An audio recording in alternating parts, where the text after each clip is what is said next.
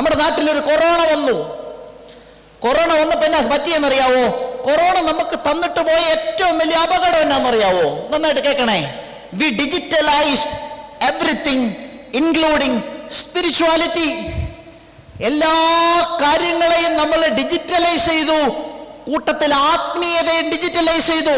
Online class, വീട്ടിലിരുന്നാൽ മതി, പള്ളിക്കൂടത്തിൽ പോകണ്ട, പഠിക്കാം. വർക്ക് ഫ്രം ഹോം, വീട്ടിലിരുന്നാൽ മതി, ഓഫീസിൽ പോകണ്ട, ജോലി ചെയ്യാം. ഓൺലൈൻ മാസ്, എടാ വീട്ടിലിരുന്നാൽ മതി, കുർബാന കാണാം. സംവിധാനങ്ങളെല്ലാം നമ്മൾ ഡിജിറ്റലൈസ് ചെയ്തു. എന്ന് പറഞ്ഞാല് കൊറോണ വന്നിട്ട് നമ്മുടെ കടൽ തീരങ്ങൾ അടച്ചു, നമ്മുടെ തിയേറ്റർ അടച്ചു, മാൾ അടച്ചു, പള്ളി അടച്ചു, പള്ളിക്കൂടങ്ങൾ അടച്ചു. കൊറോണ പോയി, നമ്മുടെ കടൽ തീരങ്ങൾ തുറന്നു, നമ്മുടെ കുഞ്ഞുങ്ങൾ കടൽ തീരത്ത് പോയി. തിയേറ്റർ തുറന്നു, നമ്മുടെ കുഞ്ഞുങ്ങൾ തിയേറ്ററിൽ പോയി. മാള് തുറന്നു, നമ്മുടെ കുഞ്ഞുങ്ങൾ മാളിൽ പോയി. പള്ളിക്കൂടങ്ങൾ തുറന്നു, നമ്മുടെ കുഞ്ഞുങ്ങൾ പള്ളിക്കൂടത്തിൽ പോയി. പള്ളി തുറന്നു, നമ്മുടെ കുഞ്ഞുങ്ങൾ പള്ളി വരാൻ വിമുഖത കാണിച്ചു. അവർ പറഞ്ഞു, അമ്മച്ചി എല്ലാം യൂട്യൂബിലുണ്ട് അമ്മച്ചി. കഴിഞ്ഞ 1.5 കൊല്ലമായിട്ട് ഞാനിങ്ങനെ കട്ടിലെ കിടന്നും കാലുമേ കാല് കയറ്റി വെച്ചും ഇത് കണ്ടിട്ട് എനിക്കൊന്നും പറ്റിയില്ലല്ലോ. പിന്നെ എന്തിനാ ഒരുങ്ങിക്കെട്ടി പള്ളി പോകുന്നത്? എന്തിനാ പോകുന്നേ? എനിക്ക് കഴിഞ്ഞ ദിവസം വല്ലാതെ വേദന ഉണ്ടായ ഒരു സംഭവം ഞാൻ പറയാണ്. ഒരു ഞായറാഴ്ച ദിവസം ഒരു കൊച്ച് എന്നെ ഫോൺ വിളിക്കാണ്. എന്നിട്ട് പറയാണ്, ഇതുപോലൊരു ഞായറാഴ്ച ദിവസം ഉച്ച കഴിഞ്ഞാണ്. സാധാരണഗതിയിൽ ഞായറാഴ്ച ദിവസം നമ്മളെ ഫോൺ വിളിക്കുമ്പോൾ നമ്മൾ ചോദിക്കാൻ സാധ്യതയുള്ളൊരു ചോദ്യം എന്താ? ആ പള്ളി പോയോ? കറക്റ്റ് ഉത്തരമാണ്. അന്നാണ് എനിക്ക് മറ്റൊരു അപകടകരമായ സാധ്യത മനസ്സിലായത്. ഇത്രയും കാലം ഞാൻ ഓൺലൈനിൽ കുർബാന കണ്ടു എന്ന ഉത്തരം ഞാൻ കേട്ട് തഴമ്പിച്ചതാ. പക്ഷെ അന്ന് രസകരമായ മറ്റൊരു ഉത്തരം ഞാൻ കേട്ടു. അച്ഛാ, യൂട്യൂബിൽ ഓടിച്ചിട്ടൊരു കുർബാന കണ്ടച്ചാ. ഹായ്, നല്ല ഉത്തരം. യൂട്യൂബിൽ ഓടിച്ചിട്ടൊരു കുർബാന കണ്ടെന്ന് പറഞ്ഞാൽ നിങ്ങൾക്ക് അറിയാൻ പാടില്ലാത്ത പോലെ ഇരുന്നാൽ മതി, ഞാൻ പറഞ്ഞോളാം. ഇങ്ങനെ യൂട്യൂബിൽ ഇങ്ങനെ 3-4 പ്രാവശ്യം ഇങ്ങനെ ചെക്ക് ചെയ്യാൽ മതി. വികാരി അച്ഛൻ അൾത്താരയ്ക്ക് ചുറ്റും ഓടുന്ന കാണാം. അറിയാൻ പാടില്ലാത്ത പോലെ ഇരുന്നു. കണ്ടിട്ടില്ലേ? ഇതിനെ ഓടിച്ചു വിടാൻ പറ്റും.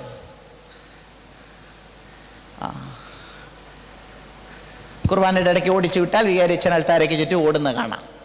ഓടിച്ചിട്ട് കണ്ടച്ചാ. നമ്മൾ ഈ ഓടി ഓടി എങ്ങോട്ടാണ് എത്തിച്ചേരുക എന്നുള്ളതാണ് പ്രശ്നം. അതുകൊണ്ട് നമ്മൾ ഇതിനെ ഗൗരവബുദ്ധിയായി എടുത്തില്ല എങ്കിൽ വിശ്വാസം ജീവിക്കാൻ നാളെ ഒരു തലമുറ ഉണ്ടാവില്ല.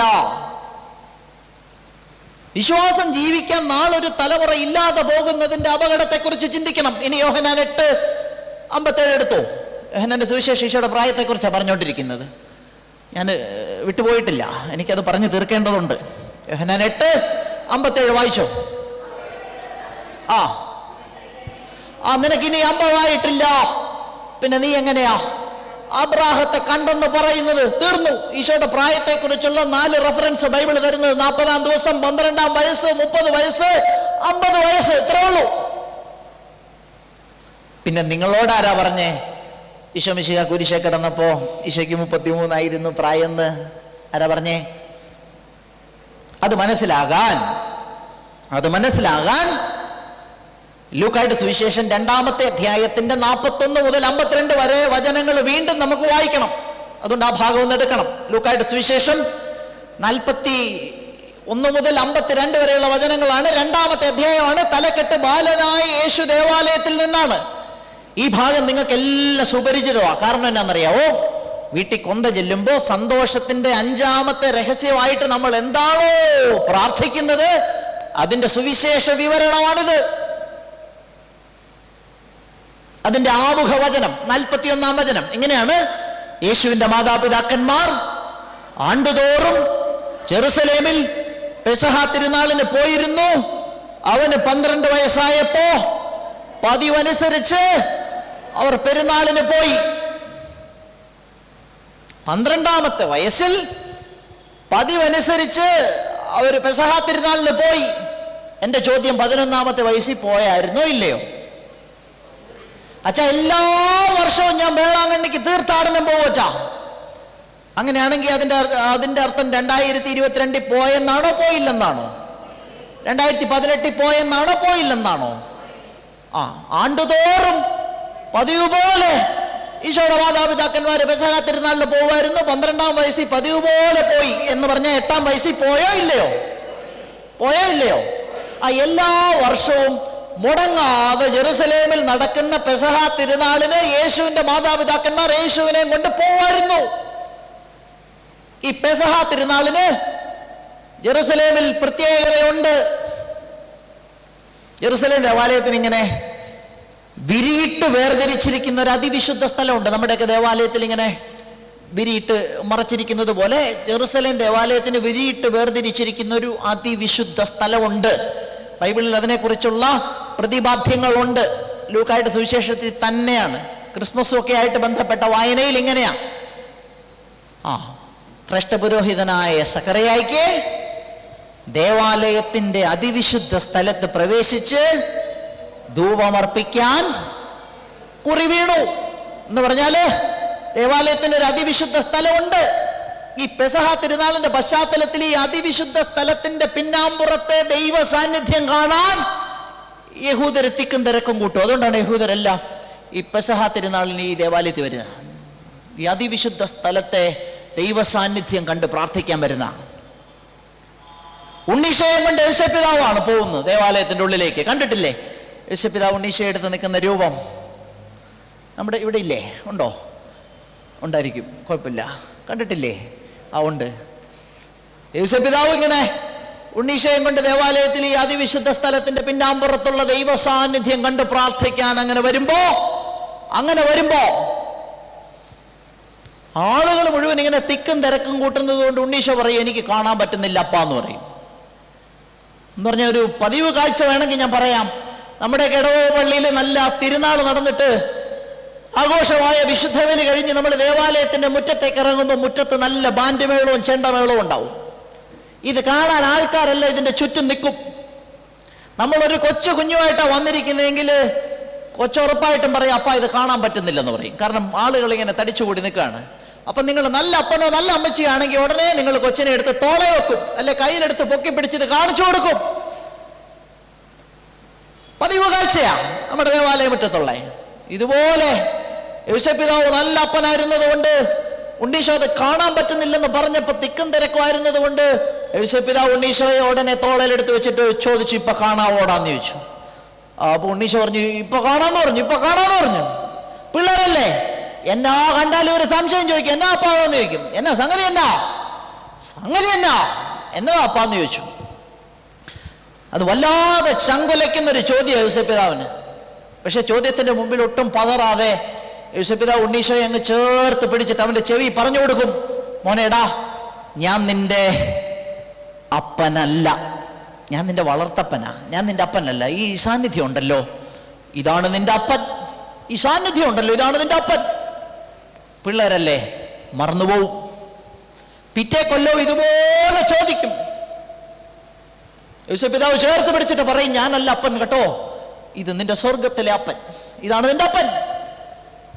പിറ്റേ കൊല്ലവും പതിവ് പോലെ ഇതിങ്ങനെ ആവർത്തിച്ചോണ്ടിരിക്കും. 12-ാമത്തെ വയസ്സിൽ അവർ പതിവ് പോലെ പോയി. ആ തിരുനാൾ കഴിഞ്ഞ് ഈശോയെ കണ്ടില്ല. 3 ദിവസം അന്വേഷിച്ചു. അന്വേഷണത്തിന്റെ പരിസമാപ്തിയിൽ ദേവാലയത്തിൽ ഈശോയെ കണ്ടെത്തുമ്പോ ചങ്കെ തല്ലിക്കൊണ്ട് പരിശുദ്ധ അമ്മയാ ചോദിക്കുന്നത്. യേശുപിതാവ് ഒന്നും മിണ്ടുന്നില്ല. അമ്മമാർക്ക് ആദി കൂടും. ചങ്കെ തല്ലിക്കൊണ്ട് യേശുപിതാവ് മിണ്ടാതിരിക്കുന്ന ഒരു സന്ദർഭത്തിൽ പരിശുദ്ധമ്മ ചോദിക്കുകയാണ്, മോനെ നീ എന്താ ഇങ്ങനെ ചെയ്തേ? ആദ്യമായിട്ട് ഈശോ മിശിഹ വാ തുറന്ന് സംസാരിക്കുന്നതായിട്ട് സുവിശേഷം രേഖപ്പെടുത്തി വെച്ചിരിക്കുന്ന അതിസുന്ദര വചനം എന്തിനാ അന്വേഷിച്ചേ? ബാക്കി എന്നാ? ഞാൻ എൻ്റെ അപ്പന്റെ കാര്യമല്ലേ ശ്രദ്ധിക്കേണ്ടത് എന്ന് പറഞ്ഞ യേശുപിതാവിന്റെ മനസ്സ് അങ്ങോട്ട് നിറഞ്ഞിട്ടുണ്ടാവും. കാരണം കഴിഞ്ഞൊരു വ്യാഴവട്ടക്കാലമായി താൻ എന്താണോ തന്റെ മകനെ പറഞ്ഞ് പഠിപ്പിക്കാൻ പരിശ്രമിച്ചുകൊണ്ടിരുന്നത് അതൊരവബോധമായി തന്റെ മകനിൽ ആഴത്തിൽ വേരൂന്നിയതിന്റെ ആത്മസംതൃപ്തിയോടെ നിൽക്കുന്ന നല്ലൊരപ്പനെ നമുക്ക് യേശുവിൽ കാണാം. ഞാൻ എന്തിനാ ഇത് പറഞ്ഞെന്നറിയാവോ? ഒരു തലമുറയിൽ നിന്ന് അടുത്ത തലമുറയിലേക്ക് വിശ്വാസം പങ്കുവെച്ചു കൊടുക്കുന്നതിന് സുവിശേഷം തരുന്ന അതിസുന്ദരമായ മാതൃകയാണ് യൗസേപ്പിന്റെയും ഉണ്ണീശോയുടെയും ഈ കഥ.